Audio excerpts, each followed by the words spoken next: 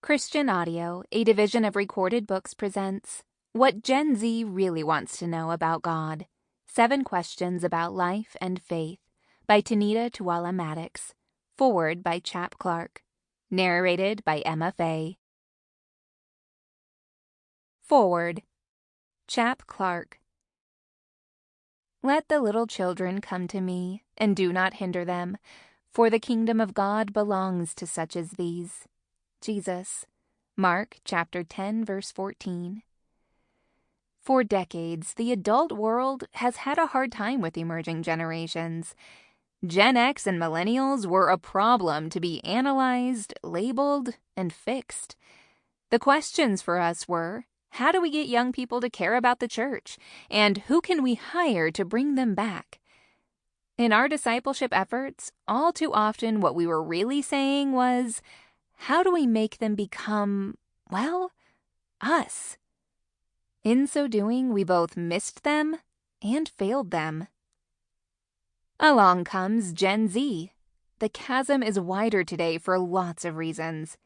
Many decry that we are losing our kids, looking to statistics and anecdotes that overwhelmingly reinforce that when it comes to faith and the church, young people are running for the door. We see Gen Z as leaving us. But what if we are the ones who turned our backs on them? This is a generation who longs for connection, inclusion, and truth, yet we still blame them for the disconnect. Instead of welcoming the young and embracing who they are, we may actually be hindering them from coming to Jesus.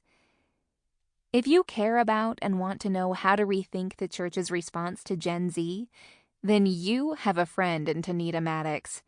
When she allowed herself to ask, am I out of touch with this new generation? She realized it was not the responsibility of Gen Zers to initiate a bridge to us. So she went to them. As she did, Tanita discovered that Gen Z has much to teach us. In What Gen Z Really Wants to Know About God, Tanita provides a well-researched, accessible, and personal resource for understanding the mind and heart of Gen Z. Each chapter is a puzzle piece. Begin with the question that is most pressing to you. Move on to an issue that might make little sense to you. Take what you learn and share it with others. Then go into the field and observe and listen to teenagers and emerging adults. As you allow this puzzle to come together, you will find yourself entering a whole new world of what biblical community is all about. For God's people to build a bridge to Gen Z is not unlike connecting to any outsider. We have much to offer, but even more importantly, we have much to learn. For to see Gen Z as talented, insightful, dedicated, and committed to knowing and following truth is to be the church that Jesus commissioned and called us to be. Introduction.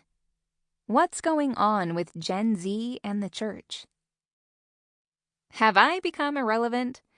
There has probably been a moment in the last few years when we looked at the ministry we were doing and asked, am I effective anymore? For me, that moment arrived when Generation Z, Gen Z, entered the doors of the building.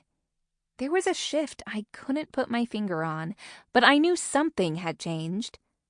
I saw panic attacks at events, students with too much anxiety to go to school, girls who would only meet with me one-on-one and not in groups, open hostility to faith unlike what I had seen before, and more. I hadn't changed what I was doing, but I was experiencing a very different outcome. I had been leading youth ministry for 20 years, but was suddenly feeling lost, like I had no idea what I was doing. Why is what has worked for so long no longer working? My first inclination was to think there was something wrong with me. I was the problem.